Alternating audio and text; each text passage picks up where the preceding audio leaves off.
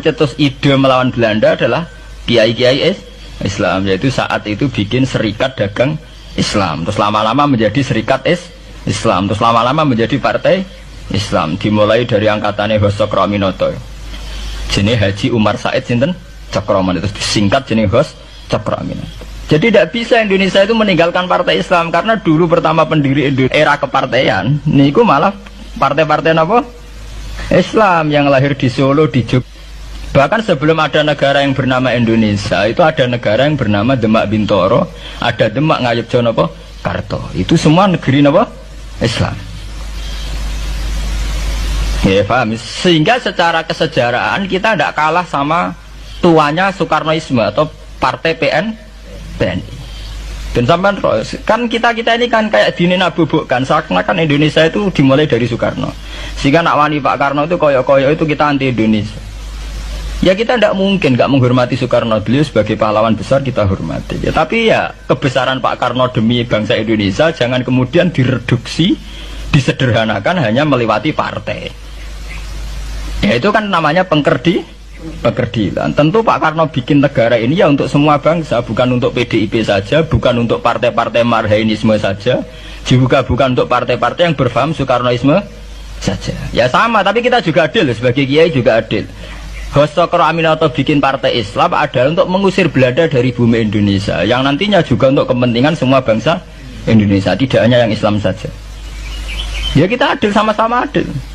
Saat nasionalisme ya tidak mengurangi keagamaan, saat keagamaan tidak mengurangi nasionalis. Tapi itu tadi kemudian ini dikerdilkan secara politik. Di sawangannya nak wis duwete Pak Hasim Mbak Mega nasionalis religius itu sudah ditren. Mangger duet senengane pasangan nasionalis sampai religius. Apa nak nasionalis terus wajib sholat? Apa nak religius terus gak wajib nasional? Sebetulnya itu kan apa kan orang Indonesia terus wajib sholat hanya karena atas nama nasionalisme. Apa nak wis kiai terus wajib bayar pajak? Itu kan pengkerdilan, proses pembohongan ya. Pembohongan secara publik. Proses pembohongan secara publik. Kowe dibodokno, sedurunge bodoh itu kan itu kan repot. Namanya sedurunge bodoh dibodokno ngene apa? Nurut. Makanya kalau seneng ya, kayak kemarin Hari Kebangkitan Nasional itu seneng kalau diungkap terus di TV bahwa kebangkitan Indonesia dimulai dari 1908. Pentingnya bahwa orang-orang yang sok Soekarnoisme biar tidak mereduksi Pak Karno hanya milik mereka sendiri, karena bangsa ini berdiri semenjak 1908. Dimulai dari gerakan Budi Utomo sampai Hos Cokroaminoto sampai macam-macam ya, serikat-serikat Islam. Tapi ini terungkap sausé tukaran. Jadi sebetulnya Presiden Gus Dur jadi presiden biasa karena Basim Asari berjuang sebelum tahun 45. Megawati biasa.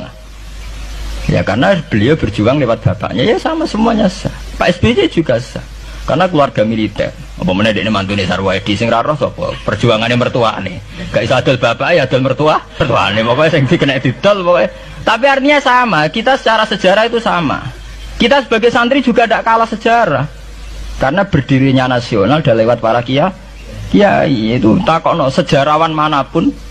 Kayak profesor siapa di UI, siapa saja profesor-profesor sejarah bilang bahwa awal kebangkitan Indonesia itu dari partai-partai Islam. Bahkan versi orang nasionalis sekalipun tuh bilang, karena Islam adalah satu agama yang paling sensitif terhadap penjajahan. Karena Islam melahirkan satu faham jihad, bahwa ketika ada kolonial Belanda, wong Islam terinspirasi harus jihad. Sehingga lahir partai-partai Islam. Dulu yang dilawan tuh perdagangan. Ini kalau cerita sejarah, santri-santri sadar. Jadi santri salaf dengan model sekarang sing raro duit, raro dagang itu sebetulnya mengkhianati pendiri santri. Lho boten niku lho fair, sing gak seneng dagang, gak seneng mergawe itu mengkhianati pendiri pesantren. Sampai lihat sejarah, tahun 1908 itu namanya tidak SI, tidak Serikat Islam, tapi Serikat Dagang Islam. Karena para kiai adalah melawan dominasi Cina di Surakarta dan dominasi Belanda menguasai sentra-sentra perdagangan. Sehingga yang dilawan pertama adalah piye supaya kolonial gak menguasai aset-aset ekonomi.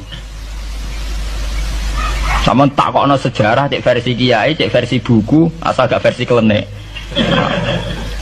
Itu pertama yang dilawan para ulama adalah penguasaan aset ekonomi oleh Cina dan Belanda, sehingga mereka bikin serikat dagang Islam.